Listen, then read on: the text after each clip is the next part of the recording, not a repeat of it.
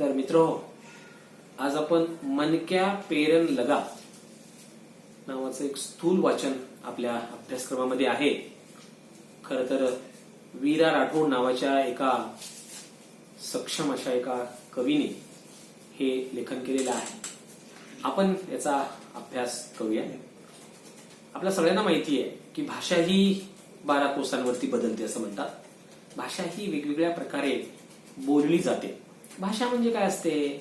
भाषा हे प्रभावी संवादाचे एक प्रभावी साधन आहे. आणि म्हणून संवाद साधण्यासाठी प्रभावी साधन म्हणून आपण भाषेचा उपयोग करतो. मग भाषा कोणती असो, भावना आपल्या इतरांच्यापर्यंत, विचार आपले इतरांच्यापर्यंत पोहोचवण्याचं काम, म्हणजे विचारांचं आदान प्रदान होण्याचं काम भाषेच्या माध्यमातून होतं. म्हणून भाषा ही सक्षम असते, भाषा ही महत्वपूर्ण असते. भाषा वेगवेगळ्या प्रकारची. खरं तर माझं असं मत आहे की कुठलीही भाषा शुद्ध आणि अशुद्ध सुद्धा असत नाही. भाषेचा अर्थच असा होतो की आपल्या मनातील भावना इतरांच्यापर्यंत पोहोचणे, आपल्या मनातील विचार इतरांच्यापर्यंत पोहोचणे, त्याला आपण भाषा असं म्हणतो. भाषा या आपण कविता म्हणूया, स्थूल वाचन आहे. कवितेच्या माध्यमातून, या विचारांच्या माध्यमातून लेखकाला हे सांगायचं आहे की काय केलं पाहिजे. पहिल्या 2 ओळी जर तुम्ही बघितलं लक्षात येईल तुम्हाला की विद्यार्थ्यांनी आपापल्या परिसरात बोलल्या जाणाऱ्या भाषेतून अभिव्यक्त होऊन सहज व सोप्या पद्धतीने एखाद्या विषयाची काव्यरूपात गुंफन करावी, या उद्देशाने या कवितेचा समावेश करण्यात आलेला आहे. म्हणजे ही कविता कशासाठी देण्यात आलेली आहे? आपण अभिव्यक्त झालं पाहिजे. आपण व्यक्त होऊन आपल्या भूभागातील, आपल्या परिसरातील जे काही दुःख असेल, जे काही वेदना असतील, किंवा जे काही चांगुलपण असेल, जे काही सौंदर्य असेल, किंवा जी काही परिस्थिती असेल, ती परिस्थिती इतरांच्या पर्यंत पोहोचण्याच्या साठी म्हणून आपण आपल्या भाषेमधून ते व्यक्त केलं पाहिजे. का बरं असं केलं पाहिजे मुलांना? त्याचं कारण असं आहे की कोणीही आपल्या भाषेतून दुसऱ्या लोकांपर्यंत पोहोचायचं असेल तर आपल्या भाषेतून तो छान पद्धतीने पोहोचू शकतो. तुम्हाला सांगितले की आता भाषण करा, तुमची मातृभाषा मराठी आहे, आणि तुम्हाला सांगितलं इंग्रजीमध्ये करा, तुम्ही ते करू शकाल, आपण ते करू शकू. परंतु मराठीमध्ये ज्या पद्धतीने प्रभावी होईल त्याच पद्धतीने ते इंग्रजीमध्ये होणार नाही, हिंदीमध्ये होणार नाही, तेलुगूमध्ये होणार नाही, उर्दूमध्ये होणार नाही. ती भाषा अवगत असणे हा भाग वेगळा, ती भाषा येणे, त्याचं ज्ञान असणे ही गोष्ट चांगली गोष्ट आहे. पण त्या पद्धतीने, जे प्रभावशाली पद्धतीने किंवा मोकळेपणाने, चांगुलपणाने, किंवा ज्या पद्धतीने आपण आपल्या मातृभाषेतून बोलतो त्या पद्धतीने दुसऱ्या भाषेतून सांगता येत नाही. म्हणून विद्यार्थ्यांच्यासाठी आपापल्या परिसरातील भाषेतून आपलं जे काही ज्ञान असेल, आपली जी काही माहिती असेल, ती इतरांच्यापर्यंत पोहोचण्यासाठी अशा पद्धतीच्या काव्यांची आवश्यकता आहे असं लेखकाला वाटते. आणि म्हणून मनक्या पेरेने लागाचाच अर्थ असं की माणसं पेरायला लागू. आपण तुम्ही म्हणाल आश्चर्य, माणसं कसं पेरायची? हो, जसं असं म्हणतो ना, खान तशी माती. याचं कारण असं आहे की तुम्ही तुमच्या मुलांवर जसे संस्कार दिला तसं तो मुलगा होतो, नाही का? तसं तुम्ही जी गोष्ट कराल ती मुलं अनुकरणीय आहे, ती तसं करतील असं. म्हणजे माणसं सध्याच्या कालखंडामध्ये माणुसकी हरवत चाललेली आहे, ही एक अनामिक भीती आहे सगळ्यांच्या मनामध्ये. आणि ही भीती दूर करण्यासाठी माणसं, जसं आपण ज्योतिषी ज्योत लगाते चलो, प्रेम की गंगा बहाते चलो असं म्हणतोय ना, ज्योतीने ज्योत पेटवत गेलो किंवा गेलं पाहिजे, अशा पद्धतीची भावना जशी आहे तसं माणसं निर्माण केली पाहिजे. मला वाटते माणूस व्हावे, माणसातही रमून जावे, कधी एकदा माणूस होईल, माणसाचे गीत मी गाईल, माणसाच्या गीतामधून माणसाचे हित मी पाहिल, मला वाटते माणूस व्हावे, असं एक कवी म्हणतो. म्हणजे माणूस होण्याचं स्वप्न, माणूस, अरे माणसा कधी होशील माणूस, असा प्रश्न बहिणाबाईंनी केला आहे. म्हणून माणूस झालं पाहिजे. आणि एक माणूस झाला, संगत गुण की सोबत गुण, मान लागत नाही पण गुण लागतो. म्हणून चांगल्या सोबत चांगला, जसं म्हणतो ना आपण, डवळ्यासोबत पवळ्या बांधला, वाण लागला नाही पण गुण लागला. म्हणून गुण लागत असतो. म्हणून माणसं पेरली पाहिजे, चांगुलपण पेरलं पाहिजे. जे पेरलं तेच उगवते, चांगलं पेरलं चांगलं उगवेल. वाईट पेरलं वाईट. आंब्याचं झाड लावलं त्याला आंबे लागतील ना, लिंब थोडीच लावणार आहे. किंवा कडुलिंबाचं झाड लावलं त्याला आंबे थोडीच लागणार आहे. तसं होणार नाही. मग ही फार महत्वाची कविता आहे, हे फार महत्वाचे विचार आहे. कविता म्हणण्यापेक्षा आपण विचार म्हणतो. हे फार महत्वाचे विचार या कवितेच्या माध्यमातून कवी वि. रा. राठोड यांनी सांगण्याचा प्रयत्न केलेला आहे. काय म्हणते, पहिल्यांदा आपण कविता वाचूया. भाषा ही जरी थोडीशी आपल्याला न येणारी किंवा सर्वसामान्यांना न कळणारी असेल तरी त्याचा अर्थ फार सुंदर आहे.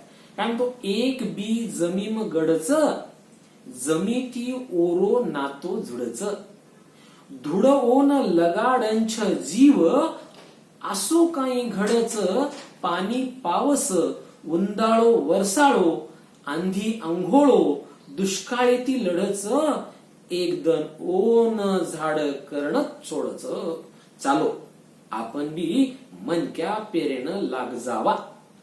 म्हणजे अतिशय बंजारी ही सगळी भाषा आहे आणि या बंजारी भाषेच्या माध्यमातून कवीने वि. रा. राठोडने खूप चांगले विचार पेरलेले. काय म्हणतो तो की एक बी जमीम गडच, आपण एक बी मातीमध्ये पडलं किंवा लावलं किंवा पडलं, एखादं बीज जर मातीमध्ये पडलं आणि जमिती ओरो नातो जुडच, आणि त्या बीजाचं आणि मातीचं नातं जुळलं जातं, मातीशी त्याचं नातं जुळलं जातं, असं जुळलं जातं, असं जुळलं जातं, असं घट्ट घट्ट नातं त्यांचं होतं. ते एकरूप होतात, ते एकरूप होतात. आणि असो काही घडच, धुडवून लगाडंच जीव, म्हणजे माती त्याला काय जीव लावते. एक बीज जर खाली पडलं तर ते बीज आणि माती एकरूप झालं म्हणजे ते एकमेकांवरती प्रेम करतात. माती त्याला जीव लावते, त्या बीजाला जीव लावते. धुड ओन लगाडांच जीव, असो काही घडच, म्हणजे असं ते नातं जे घट्ट झालं, असो काही घडच, अशी काय घडते की पाणी पावस, उंदाळो वर्षाळो, आंधी अंघोळो, दुष्काळी ती लढच. म्हणजे माती आणि बीज एकत्रित आल्यानंतर किंवा त्या मातीमध्ये बीज गेल्यानंतर मग ऊन येवो, वारा येवो, पाऊस येवो, पाणी येवो किंवा खूप मोठं वारं वावधान येवो, आपण म्हणतो ना वावटळ वगैरे ते ना, वारं वावधान येवो, हे सगळं जरी आलं तरीही बीज आणि माती वेगळे होत नाहीत. का बरं? कारण ते दुष्काळाशी लढते, त्या संकटाशी लढते, त्या संकटाचा मुकाबला करते, संघर्ष करते आणि या संघर्षातून मग काहीतरी नवीन निर्माण होतं. दुष्काळाशी लढते आणि असं लढत लढत एक दन ओन झाड करणच छोडच, आणि एक दिवस त्याला ती माती त्या बीजाला झाड करूनच सोडते, रोपट करूनच सोडते. म्हणजे एक बीज आपण जमिनीमध्ये टाकतो, लावतो, आणि मग काहीही झालं, कितीही संकट आली तर या संकटाचा मुकाबला, या संकटाचा सामना ती माती ते बीज करते, एकरूप होते. आणि या बीजाचं रूपांतर झाडांच्या मध्ये, वृक्षांच्या मध्ये करण्याची ताकद त्या जमिनीमध्ये असते आणि ते झाड केल्याशिवाय सोडतच नाही. याचा अर्थ असा होतो की जर एखादं बीज जमिनीमध्ये पडल्यानंतर, एक बीज जमिनीत पडल्यानंतर जर त्याचं झाड होत असेल, कुठल्याही संकटाला न घाबरता त्याचं झाड होत असेल आणि ते झाड माणसांच्यासाठी उपयोगी पडत असेल, तर मग आपण माणसांनी माणुसकी जपली पाहिजे की नाही. महत्वाचा उद्देश, महत्वाचा संदेश कवी सांगतो की चालो आपण बी मनक्या पेरनं लाग जावा. याचा अर्थ असा होतो की चला आपणही माणसं पेरायला लागू. म्हणजे काय होईल, एक माणूस जर आपण पेरला तर दुसरा माणूस निर्माण होईल, दुसरा माणूस पेरला तर तिसरा माणूस, एक बीज टाकलं तर एक वृक्ष, दुसरं बीज टाकलं तर दुसरं वृक्ष, आंबा लावला तर आंबा, जे लावलं ते म्हणजे पेरलं ते उगवणार आहे.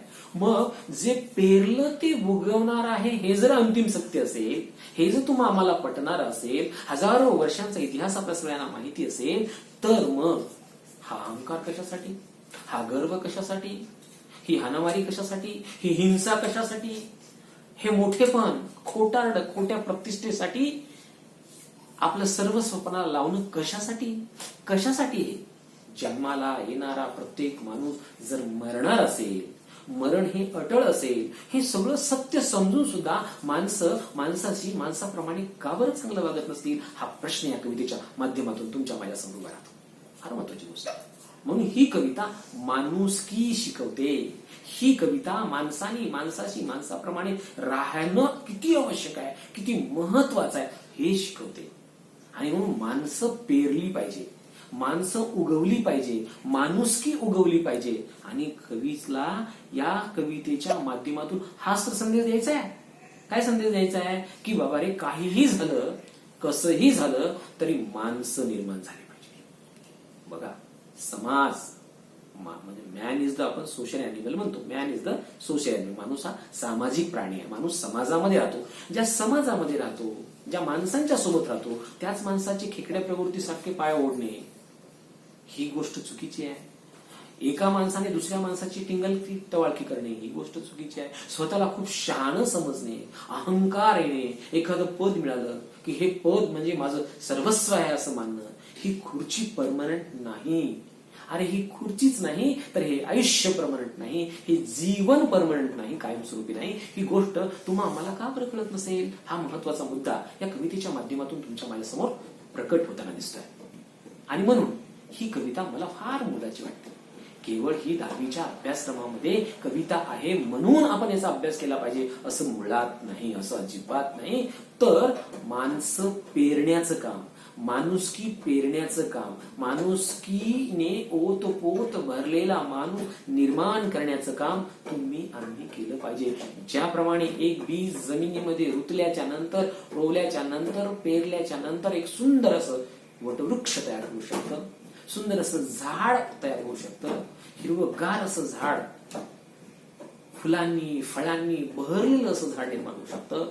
तर मग माणसं जर पेरली तर माणसांचा एक सुंदर समुदाय, अहंकार विरहित समुदाय है ना, स्वार्थ, संधी या सगळ्या गोष्टीला बाजूला करणारा समाज, म्हणजे स्वार्थी, संधी साधू लोकांच्या शिवाय निर्माण झालेला समाज किती आदर्श असेल, किती चांगला असेल. एका माणसाने दुसऱ्या माणसाला मदत करणारा समाज निर्माण झाला तर तो किती आयडियल असेल, किती आदर्श असेल. आणि अशी आदर्श संस्था, समाज संस्था निर्माण झाली तर, जर अशा पद्धतीची संस्था निर्माण झाली तर किती छान होईल. आणि म्हणून माणसं पेरायला लागलो पाहिजे. कवीला या संपूर्ण कवितेच्या माध्यमातून हेच सांगायचं आहे की आता चला आपणही माणसं पेरायला लागू, म्हणजे माणसं निर्माण करायला पाहिजे. म्हणजे ही कविता आम्हाला काय शिकवते? ही कविता आम्हाला सांगते आहे की बाबांनो, तुम्हीही माणसासारखे वागा आणि तुमच्यासारखी असंख्य माणसं तयार करा. कसली माणसं? इतरांच्या सोबत सन्मानाने वागवणारी माणसं. स्वतः सन्मान जर घ्यायचा असेल, इतरांना आपण सन्मान बहाल केला पाहिजे. मग इतरांना सन्मान देणारी, इतरांचा मान करणारी, इतरांना महत्व देणारी माणसं आपण निर्माण केली पाहिजे. इतरांना सुख देणारी माणसं निर्माण केली पाहिजे. म्हणजे आपणही चांगलं झालं पाहिजे आणि समाजालाही चांगलं निर्माण केलं पाहिजे. माणसं माणसाला जर चांगलं देत असतील, संस्कारक्षम माणसं तयार होतील तर एक आदर्श समाज घडेल आणि हा आदर्श समाजच एक आदर्श देश बनवेल आणि समृद्ध देश बनेल. म्हणून समृद्ध देश बनविण्याच्यासाठी सुद्धा आपल्याला समृद्ध माणसांची आवश्यकता असते. तर चला आपण या कवितेच्या निमित्ताने सगळ्यांनी शपथ घेऊया की काहीही झालं तरी आपणही चांगलं होऊया आणि इतरांनाही चांगलं करण्याचा प्रयत्न करूया. हीच गोष्ट या कवितेच्या माध्यमातून तुम्हाला मला शिकायला मिळते. मित्रांनो, ही कविता तुम्हाला समजली असेल अशी अपेक्षा व्यक्त करतो आणि थांबतो. धन्यवाद.